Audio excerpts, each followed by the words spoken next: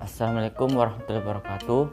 Saya atas nama Muhammad Halim Tarfusan dari Prodi PBSI kelas B angkatan 2020. Pada kesempatan kali ini saya akan membahas mengenai masyarakat bahasa secara umum, di mana permasalahan yang sering timbul mengenai masyarakat bahasa ialah apa itu masyarakat bahasa, bagaimana dan ciri-ciri penutur bahasa masyarakat, dan terbentuknya masyarakat bahasa itu bagaimana.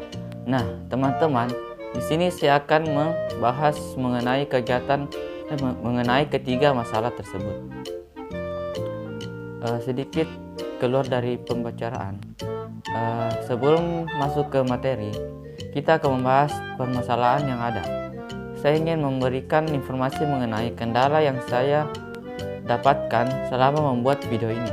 Yang pertama itu mengenai penyusunan skrip atau naskah dari video ini. Terdapat beberapa hal yang susah menurut saya. Dimulai dari pencarian ide, membuat atau menyusun kerangka ide, masalah dan pembahasannya, dan juga dalam pengambilan video ini. Mungkin itu saja yang bisa saya sampaikan mengenai kendala. Marilah kita berlanjut ke pembahasan materinya.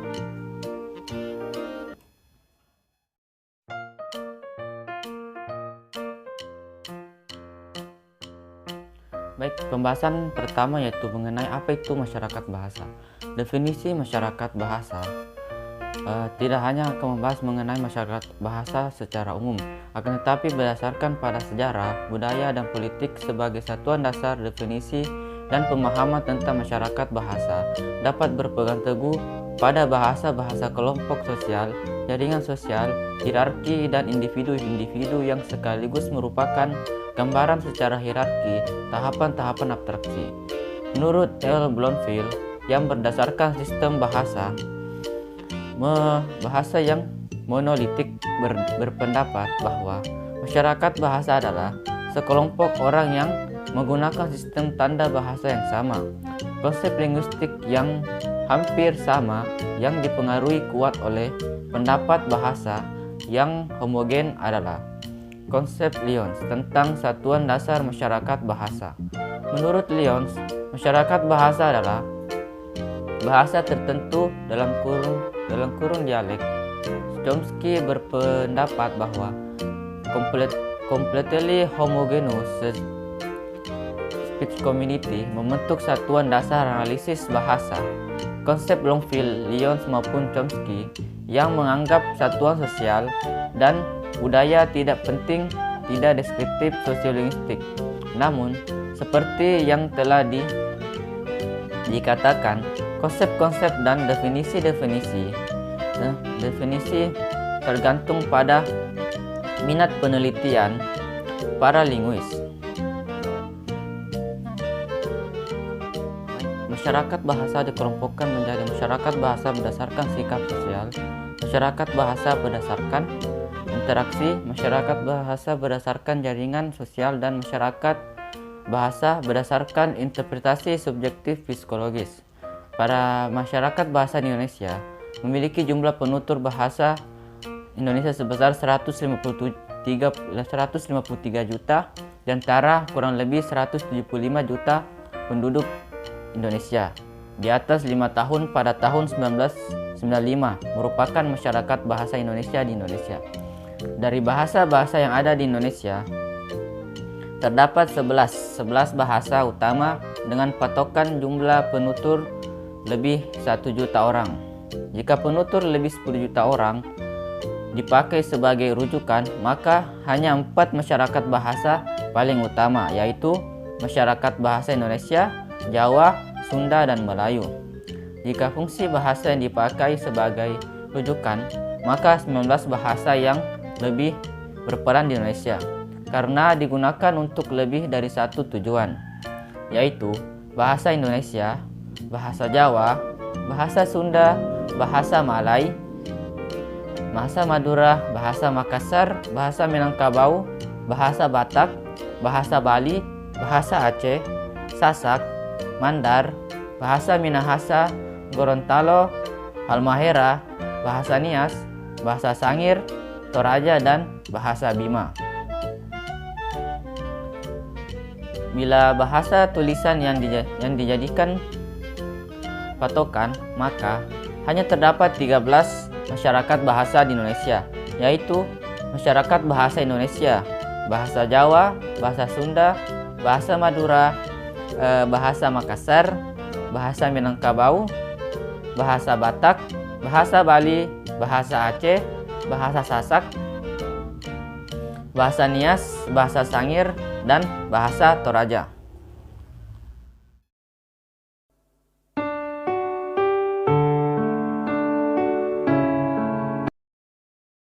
Baik, untuk pembahasan permasalahan yang kedua yaitu mengenai ciri-ciri dan terbentuknya masyarakat bahasa.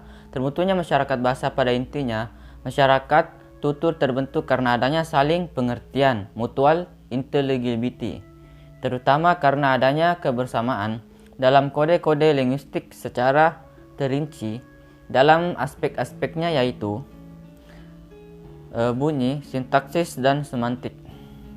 Dalam saling pengertian itu, ternyata ada dimensi sosial psikologi yang subjektif. Dalam setiap populasi terdapat banyak masyarakat ujaran, speech community. Ada 3 macam masyarakat ujaran yaitu yang pertama yaitu sebahasa dan saling mengerti. Yang kedua yaitu sebahasa tapi tidak saling mengerti. Dan yang ketiga yaitu berbeda bahasa tapi saling mengerti. Verbal repertoire adalah semua bahasa beserta ragam-ragamnya yang dimiliki atau dikuasai oleh seseorang penutur berdasarkan luas dan sempitnya verbal repertoire. Sebuah masyarakat tutur dibagi menjadi 2 yaitu verbal repertoire yang menjadi milik masyarakat tutur. Secara keseluruhan menunjukkan keseluruhan alat-alat verbal yang ada dalam masyarakat tutur serta norma-norma untuk menentukan pilihan variasi sesuai dengan fungsi dan situasinya. Yang kedua yaitu verbal repertoire yang dimiliki setiap penutur secara individual menunjukkan keseluruhan alat-alat verbal yang dikuasai oleh setiap penutur, pemilihan bentuk dan norma-norma bahasa sesuai dengan fungsi dan situasinya. Dalam sosiolinguistik, Delhimnes tidak membedakan secara eksplisit antara bahasa sebagai sistem dan tutur sebagai keterampilan. Keduanya disebut sebagai kemampuan komunikatif, communicative competence. Kemampuan komunikatif meliputi kemampuan bahasa yang dimiliki oleh penutur beserta keterampilan menggunakan bahasa tersebut sesuai dengan fungsi dan situasi serta norma pemakaian dalam konteks sosialnya. Kedua jenis masyarakat tutur ini terdapat baik dalam masyarakat yang termasuk kecil dan tradisional maupun masyarakat besar dan modern. Hanya seperti yang dikatakan Fishman dan juga Gompers, masyarakat modern mempunyai kecenderungan memiliki masyarakat tutur yang terbuka dan cenderung menggunakan berbagai variasi dalam bahasa yang sama. Sedangkan masyarakat tradisional bersifat lebih tertutup dan cenderung menggunakan variasi dan beberapa bahasa yang berlainan, penyebab kecenderungan dan sebagainya. Kemudian penyebab kecenderungan itu adalah adanya faktor sosial dan faktor kultural. Sedangkan berdasarkan verbal repertoire yang dimiliki oleh masyarakat bahasa dibedakan menjadi 3, yaitu yang pertama adalah masyarakat bahasa monolingual atau yang menggunakan satu bahasa. Yang kedua yaitu masyarakat bilingual yang menggunakan 2 bahasa. Dan yang ketiga yaitu masyarakat multilingual yang menggunakan bahasa lebih dari 2, bahkan 3 dan seterusnya. Mungkin itu saja yang bisa saya sampaikan pada pembahasan permasalahan mengenai Masyarakat bahasa, ciri-ciri dan terbentuknya penutur masyarakat bahasa. Cukup sekian yang dapat saya sampaikan pada kesempatan ini. Kurang dan lebihnya mohon dimaafkan. Dan apabila ada pertanyaan yang menyangkut di dalam pikiran, teman-teman bisa tanyakan di komen atau bisa hubungi saya melalui video ini. Sekian dan terima kasih telah menyaksikan video ini. Kurang dan lebihnya mohon dimaafkan. Wabillahi taufik wal hidayah. Wassalamualaikum warahmatullahi wabarakatuh.